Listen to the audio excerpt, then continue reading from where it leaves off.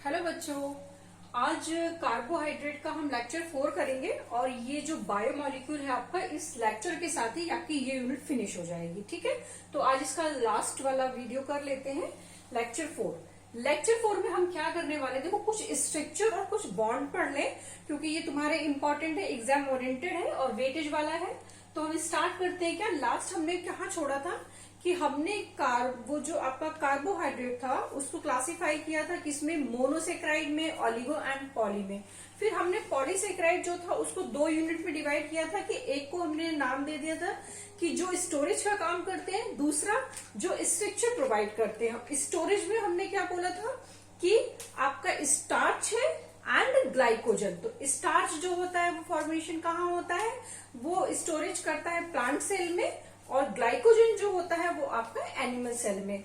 तो हम शुरुआत क्या करते हैं, स्ट्रक्चर की बात कर रहे हैं और हम स्ट्रक्चर करेंगे स्टार्च का। ठीक है, देखो ये जो स्टार्च है एक ब्रांच और एक हेलिकल फॉर्म दोनों इस फॉर्म में मौजूद है। ठीक है, ग्लूकोज के मॉलिक्यूल्स है। ठीक है, देखो जैसे कि 2 ग्लूकोज के मॉलिक्यूल जो वो एक दूसरे के साथ में ग्लाइकोसाइडिक बॉन्ड से जुड़ गए। ठीक है, लिंकेज कौन सा था, 1,4 लिंकेज है और ग्लूकोज के मॉलिक्यूल एक दूसरे से इस तरह से ऐसे जुड़े हैं। ठीक है, मान लो इसमें भी 1,4 लिंकेज है, यहाँ भी 1,4 लिंकेज है। तो ये पूरा जो ऐसे ना एक सीरीज के फॉर्म में जा रहा हो और 1,4 लिंकेज शो कर रहा हो तो वो होता है एमाइलोज। दैट मीन्स कि स्टार्च को हमने 2 पार्ट में डिवाइड किया है। क्या, एक तो पार्ट वो जो होता है एमाइलेज एंड दूसरा जो होता है एमाइलोपेक्टिन। तो ग्लूकोज के मॉलिक्यूल जहां पे 1,4 लिंकेज शो करें, एक दूसरे से 1,4 लिंकेज के साथ जुड़े, वहां पे हो जाएगा अमाइलोज। फिर आगे इसकी जब चेन बनती जाती है, फिर वही चेन जो ब्रांचिंग शो करे और वहां पे 1,4 लिंकेज भी हो, दैट मीन्स ग्लूकोज के जो मॉलिक्यूल है वो एक दूसरे से 1,4 लिंकेज भी शो कर रहे हैं, मतलब इस तरह से भी जुड़ रहे हैं और आपस में इस तरह से भी जुड़ रहे हैं।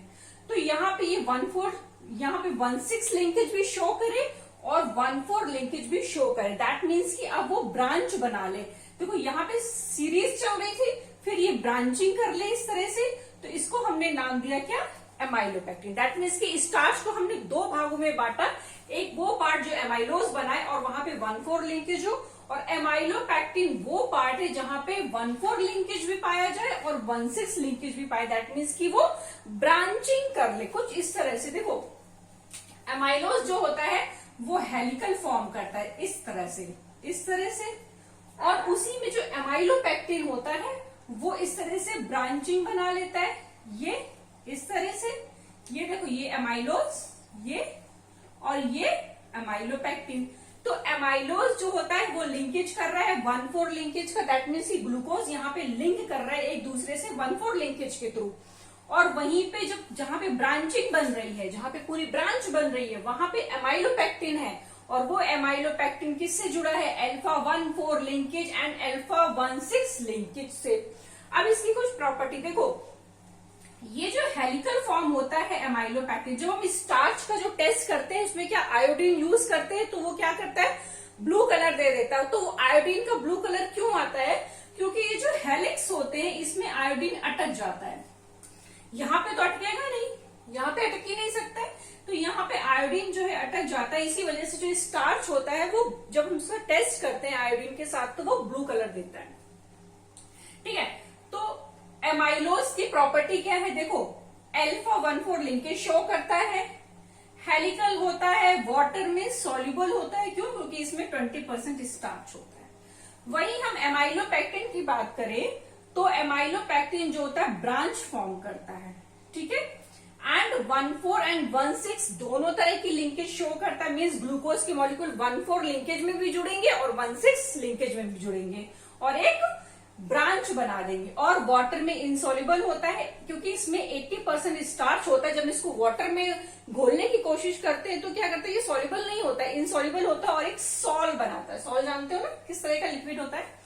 फिर हम बात करें क्या, उसके बाद हमने बात करी थी कि जो फूड होता है 2 फॉर्म में स्टोर करते हैं हम। स्टोरेज की बात करी थी, स्टार्च के फॉर्म में प्लांट सेल में, और एनिमल में ये ग्लाइकोजन के फॉर्म में शो होता है। और ग्लाइकोजन क्या है, ग्लाइकोजन क्या है, अल्फा डी ग्लूकोज है। किस तरह का लिंकेज मिलता है ग्लाइकोजन में, alpha 1,4 and alpha 1,6, that means कि ये वाला, ये पोर्शन, दिस, ठीक है। सारे ग्लूकोज के मॉलिक्यूल ही हैं जो एक दूसरे से जुड़े हुए हैं, तो इसमें जो ग्लूकोज के मॉलिक्यूल है वो 1,4 लिंकेज भी दे रहे हैं एंड 1,6 लिंकेज भी दे रहे हैं। फिर हम बात कर ले सेलुलोज की। सेलुलोज क्या है हमारा, B D glucose, beta D glucose है। तो इसमें क्या करते हैं, ग्लूकोज के जो मॉलिक्यूल है एक दूसरे से कैसे जुड़ते हैं, बीटा 1,4 लिंकेज से जुड़ते हैं।